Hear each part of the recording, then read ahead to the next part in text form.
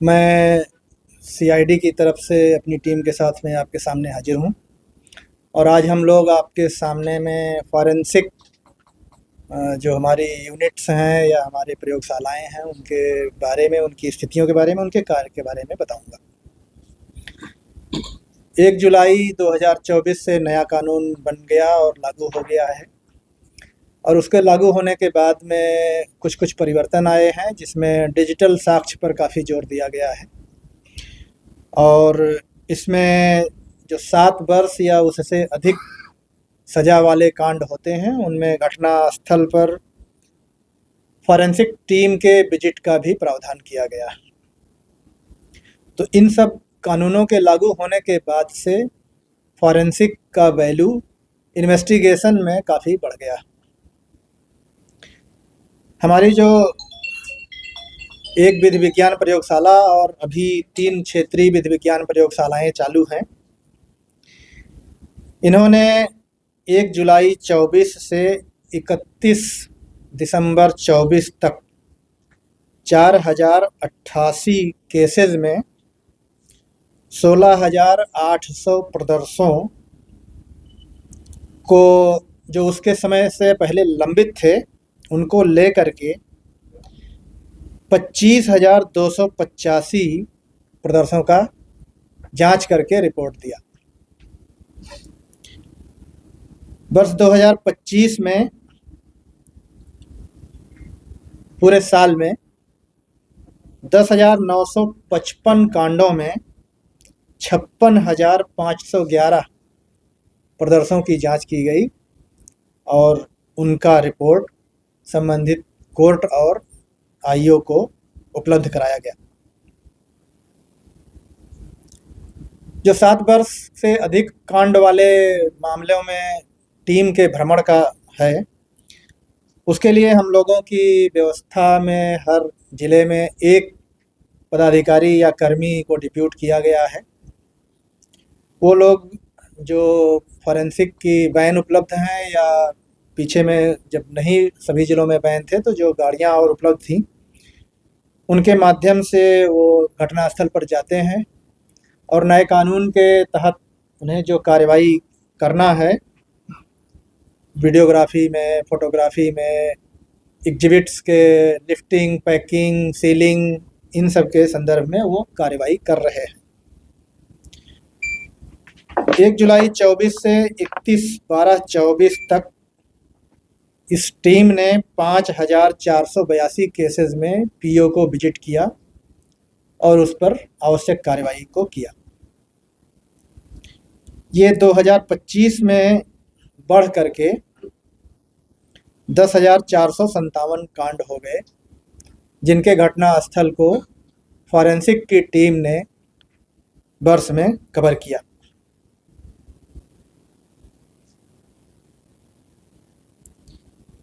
राज्य में पहले हमारे पास में सिर्फ 17 मोबाइल फॉरेंसिक वैन थे।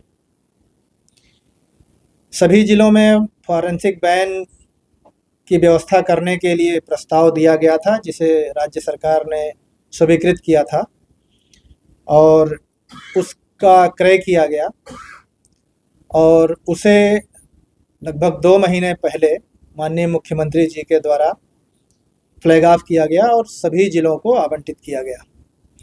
तो अब आज के समय में 51 फॉरेंसिक वैन्स सभी 40 ज़िले में चल रहे हैं और हमारी जो विधि विज्ञान की प्रयोगशाला है और क्षेत्रीय विधि विज्ञान प्रयोगशालाएं हैं, वहाँ पर भी वैन उपलब्ध हैं घटना स्थल को विजिट करने के लिए या जो भी उससे संबंधित केस के अनुसंधान के संदर्भ में फॉरेंसिक से संबंधित कार्रवाई के लिए।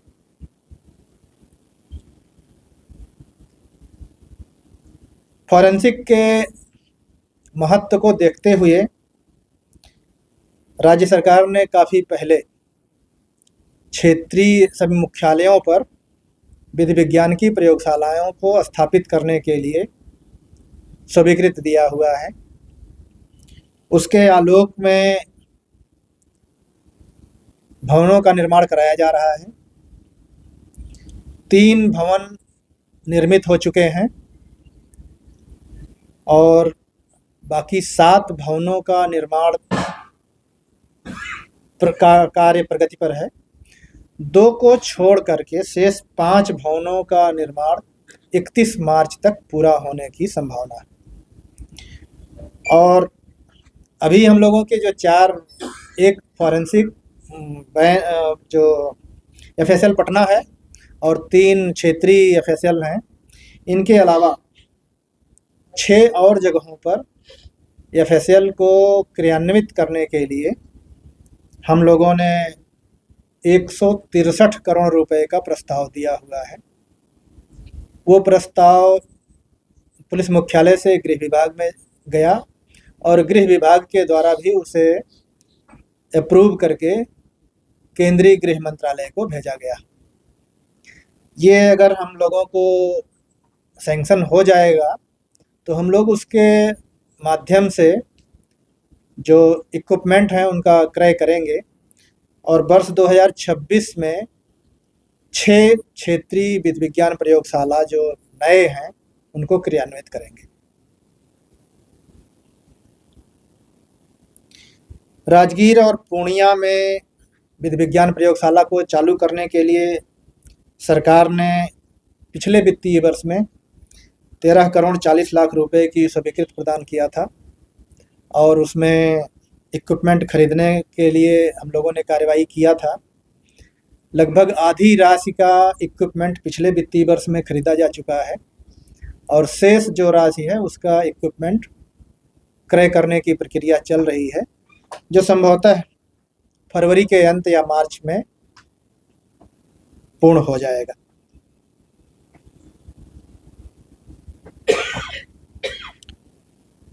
एफएसएल पटना और क्षेत्रीय विधि विज्ञान प्रयोगशाला राजगीर जो बिहार पुलिस एकेडमी में स्थापित है, इसमें साइबर फॉरेंसिक की यूनिट को चालू करने के लिए एनएफएसयू के माध्यम के साथ एक हम लोगों का एग्रीमेंट हुआ था जुलाई 2025 में और उसके तहत वो हम लोगों को आवश्यक जो सामान है उसका क्रय करने का प्रक्रिया प्रारंभ किए हुए हैं और उम्मीद यह है कि वो भी इस वर्ष के मार्च तक क्रय हो जाएगा। तो मार्च के बाद में पटना और मुजफ्फरपुर में साइबर फॉरेंसिक की एक यूनिट चालू की जाएगी।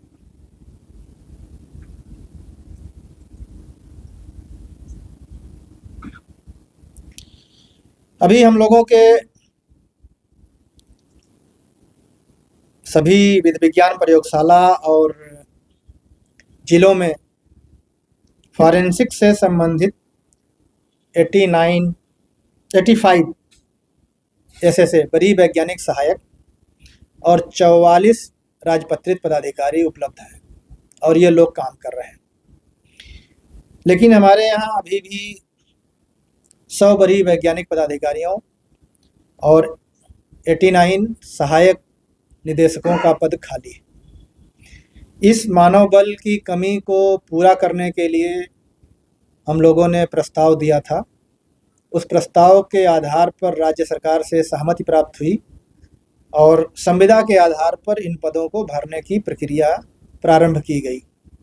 आवेदन लिए गए, उनकी स्क्रूटनी करने के बाद में 21 दिसंबर को रिजल्ट प्रकाशित किया जा चुका है और कैंडिडेट्स के शैक्षणिक अभिलेखों का सत्यापन और उनके मेडिकल की कार्यवाही की जा रही है।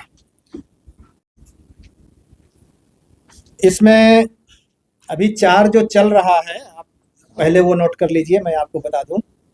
पटना में है, मुजफ्फरपुर में, भागलपुर में और राजगीर में। तो अभी हमारा जो मैंने बताया कि कंस्ट्रक्शन वर्क थोड़ा पीछे चल रहा है, वो दरभंगा और रोहतास है। तो इस आधार पर 6 हो गया और बाकी जो 6 जगह बची उसमें गया, बेतिया, मुजफ्फरपुर, मुंगेर, सहरसा, दरभंगा नहीं, दरभंगा तो अभी बाद में है। रोहतास और दरभंगा बाद में है। गया, बेतिया, छपरा, मुंगेर, पूर्णिया, सहरसा, गया जी, गया नहीं, गया जी। ये जो साइबर यूनिट जो खुल जाएगी सर, तो इसमें कौन कौन सी जांच सुविधा मिलेगी जो अभी बाहर भेजना पड़ता था, या अभी क्या व्यवस्था है सर? साइबर के लिए देखिए दो चीज़ें हैं हमारे यहाँ। एक तो हमारा जो एनएफएसयू के माध्यम से चल रहा है, उसमें जो हमारी 2 यूनिट स्थापित होगी, वो एक पटना में होगी, एक राजगीर में होगी। और उसमें मेन फोकस मोबाइल फॉरेंसिक पर है और कुछ चीज़ें थोड़ा सा कंप्यूटर फॉरेंसिक पर है। लेकिन जो मैंने आपको बताया था कि हम लोगों ने जो कार्यरत हमारी प्रयोगशालाएं हैं चारों, उनको अपग्रेड करने के लिए और 6 नई को चालू करने के लिए जो 163 करोड़ का दिया हुआ है, उसमें भी हमारे पास में साइबर के प्रस्ताव हैं। और वो साइबर हमारा मुजफ्फरपुर और भागलपुर के लिए है। तो उसमें हमारा वीडियो फॉरेंसिक, कंप्यूटर फॉरेंसिक और मोबाइल फॉरेंसिक, इन तीनों चीज़ों के लिए प्रस्ताव। ये काफी आपने आंकड़ा, पटना में जो छात्रा का मामला था उसमें एफएसएल टीम गई थी वहाँ, यस, और उसमें क्या अनुसंधान? अभी श्रीमान जी हम लोग उस रिपोर्ट के बारे में आपको नहीं बता सकते हैं जब तक कि वो जांच कंप्लीट नहीं हो जाए। अभी वो जांच का मामला है और जांच का विषय है, तो जब तक पूरी जांच नहीं कंप्लीट हो पाएगी तब तक हम लोग उसके बारे में आपको कब सर कब आती है रिपोर्ट? कितने दिनों में? आप मान सकते हैं कि अगले 3-4 दिनों में कंप्लीट हो जाना चाहिए। उसमें होगा ना सर, कितने दिनों में ऑफिशियल की रिपोर्ट आ जाती है? डीएनए की रिपोर्ट आने में टाइम लगता है, और जो हमारा रिसोर्स है, जितना हमारे पास में इक्विपमेंट्स हैं, उन सबको देखते हुए जो मैंने समय बताया, करीब 5-6 दिन लगेगा। सर 8 को गई थी हॉस्टल, 9 को गई थी, 10 को कब गई थी? मुझे तो इस बारे में स्पष्ट नहीं एकदम है कि वो 8 में गई थी कि 9 गई थी, ये मैं नहीं बता पाऊंगा आपको।